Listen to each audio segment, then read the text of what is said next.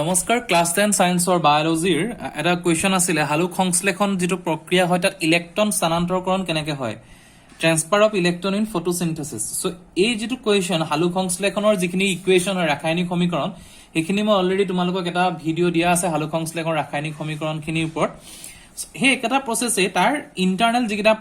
তোমাৰ electron transfer হয় সেইখিনি আমি আজি ডিসকাস কৰিম আৰু মই যিমান পাৰো বেসিকত গৈ আছো যাতে তোমালোকে এনসাৰটো শৰ্টকে কৰিব পাৰা কাৰণ এটো যদি আমি ডিটেইলছত যাও ভিতৰৰ লেভেলত ওপৰ লেভেলত যথেষ্ট টাফ হ'ব ক্লাস 10 হিচাপে গতিকে মই যেটো সিম্পল কে হয় সেইখিনি তোমালোকক বুজাই দিম আৰু তোমালোকে এইখিনি নিজে হজাই লিখি লবা মই ইংলিশ আৰু আসামিজ দুইটা মিডিয়ামতে এনসাৰটো প্ৰিপেয়াৰ কৰিছো সো প্ৰথম কথাটো হ'ল হালুক সংশ্লেষণ যেটো প্ৰক্ৰিয়া এটো পোহৰ বিক্ৰিয়াত প্ৰথম ভাগ হয় মানে ইয়াৰ দুটা টাইপৰ প্ৰক্ৰিয়া থাকে এটা আছে পোহৰৰ বিক্ৰিয়া এটা আছে আন্ধাৰৰ বিক্ৰিয়া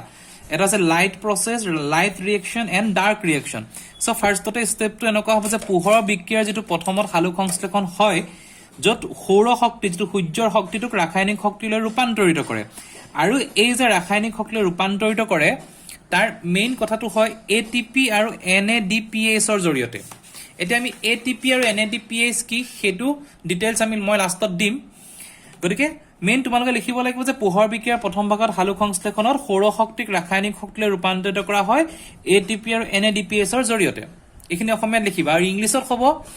light reaction is the first stage of photosynthesis process in which solar energy is converted into chemical energy in the form of ATP and NADPH এতিয়া কি হৈছে ইলেক্ট্ৰন স্থানান্তৰকৰণ প্ৰক্ৰিয়া যেটো ইলেক্ট্ৰন ট্ৰান্সফাৰ পদ্ধতি সেই পদ্ধতিটো মই শৰ্টকে অলপ লিখি দিছো তাৰ পিছত নেক্সট আমি ইলেক্ট্ৰন ট্ৰান্সফাৰটো চাম সৌৰ শক্তিৰ মূল শক্তিক ক্লোৰোফিল যেটো পত্ৰশৰীত থাকে পাতত থকা ক্লোৰোফিলে গ্ৰহণ কৰে সূৰ্যৰ শক্তিটো ক্লোৰোফিলে গ্ৰহণ কৰে আৰু ৰাসায়নিক শক্তিলৈ ৰূপান্তৰিত কৰে হেতু হৈছে মেইন পাৰ্ট যেটো পোহৰ বিক্ৰিয়া এই প্ৰক্ৰিয়াত ৰাসায়নিক শক্তিৰ ইলেক্ট্ৰনৰ অণু কঢ়িয়াই নিয়া গ্ৰাহক যেটো ৰাসায়নিক শক্তি হৈ যোৱাৰ লগে লগে কেমিক্যাল ৰিঅ্যাকশন হৈ যোৱাৰ লগে ইলেক্ট্ৰন আহি যাব ইলেক্ট্ৰনৰ যেটো গ্ৰাহক হয় এটা হৈছে NADPH আৰু ATP ব্যৱহাৰ হয় এটা NADPH আৰু ATP যেটো ৰিঅ্যাকশন কৰে হেতু আমি ষ্টাডি কৰিম আৰু ইংলিশৰ কথাখিনি ঠিক এনেকুৱা হ'ব in light reaction energy from the sunlight is observed by the pigment chlorophyll and is converted into chemical energy in the form of electron charge carriers molecules such as NADPH and ATP so এই কিটা হৈ গল তোমালোকৰ NADPH আৰু ATP ইলেক্ট্ৰনটো লৈ যায় হে ৰাসায়নিক সমীকৰণৰ ওপৰত এতিয়া আমি ওভাৰঅল যেটো ৰিঅ্যাকশন হয় ফটোসিনথেসিসৰ হেতু চাম আৰু ইলেক্ট্ৰনৰ পাৰ্টটো চাম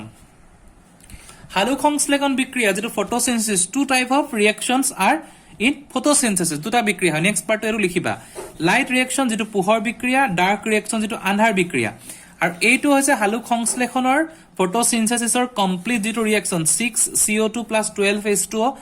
presence of light energy and chlorophyll পত্ৰশৰীৰৰ উপস্থিতিত পোহৰৰ উপস্থিতিত গ্লুকোজলে হ'ব C6H12O6 হল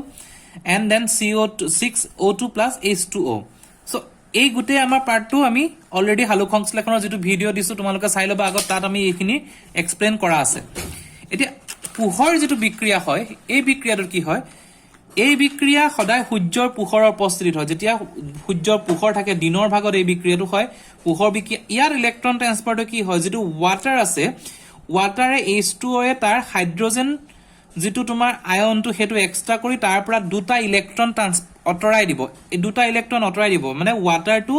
ভাগ হৈ যাব হাইড্ৰোজেন আয়নত ভাগ হ'ব ইলেক্ট্ৰনত ভাগ হ'ব আৰু অক্সিজেনত ভাগ হ'ব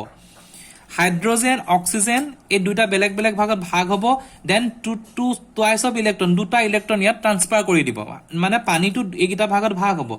এইকিটা ভাগত যেটা পানী ভাগ হ'ব ভাগ হোৱাৰ পিছতহে তোমাৰ হেই আলটিমেটলি ওপৰৰ ৰিঅ্যাকশনটো হ'ব গতিকে আমি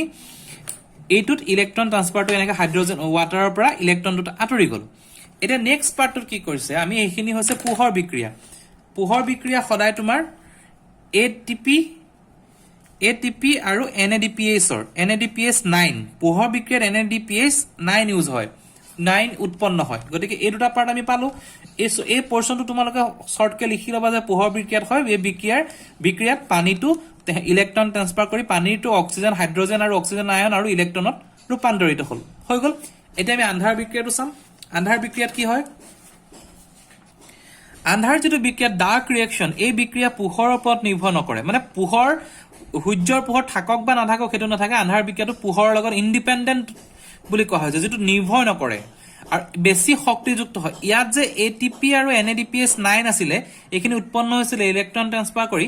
এখিনি ইলেক্ট্ৰনে লৈ গল তাৰ পিছত কি হয় যেটো বেছি শক্তিযুক্ত এটিপি আৰু এনএডিপিএছ 2 ইয়াত ব্যৱহাৰ হয় ইয়াত এটিপি আৰু এনএডিপিএছ 2 ব্যৱহাৰ হয় আনহাৰ বিক্ৰিয়াটোত ইলেক্ট্ৰন ট্ৰান্সফাৰৰ পিছত এই যেটা বিক্ৰিয়াটো হৈ গল এই দুটা পাৰ্ট শৰ্ট শৰ্টকে লিখি দিলা তাৰ পিছত তোমালোকে যেটো পোহৰ এটিপি আৰু এনএডিপিএছ সৰপৰত তাৰপৰত অলপ ডিটেইলছ লিখিব লাগিব এন্ড এটিপি ওপৰত মোৰ এটা কমপ্লিট ভিডিও আছে তোমালোকে চাবা এটিপি কি হয় এটিপি কেনেকে তোমাৰ সলিউশন হয় হেতু ডিটেইলছত দিয়া আছে যদি এটো ভিডিও লাগে কবা মই এটিপি ভিডিও দি দিম এটিপি হৈছে কোষীয় শ্বসনত মুকলি হোৱা শক্তি এই যে ইলেক্ট্ৰনখিনি ট্ৰান্সফাৰ হল তাৰ এখিনি শক্তি সো এটিপি কেনেকে হয় এডিপি প্লাস পি পি হৈছে ফসফেট শক্তি লাগি এডিপি 10 গিভস পি আৰু এটিপি সো এই বস্তুটো বুকটো আছে ডিটেইলছত এই শৰ্টকে অলপ লিখিব লাগিব এখিনি ইলেক্ট্ৰন ট্ৰান্সফাৰটো আৰু মই এনএডিপিএছ ৰ ফুল ফৰ্মটো দি দিছো nicotinamide adenine dino nicotinamide adenine dinucleotide phosphate so এটো হৈছে এনএডিপিএছ ৰ ফুল ফৰ্ম তোমালোকে নেটটো চাই লবা ফৰ্মটো ধুনিয়াকে লিখিব পাৰিবা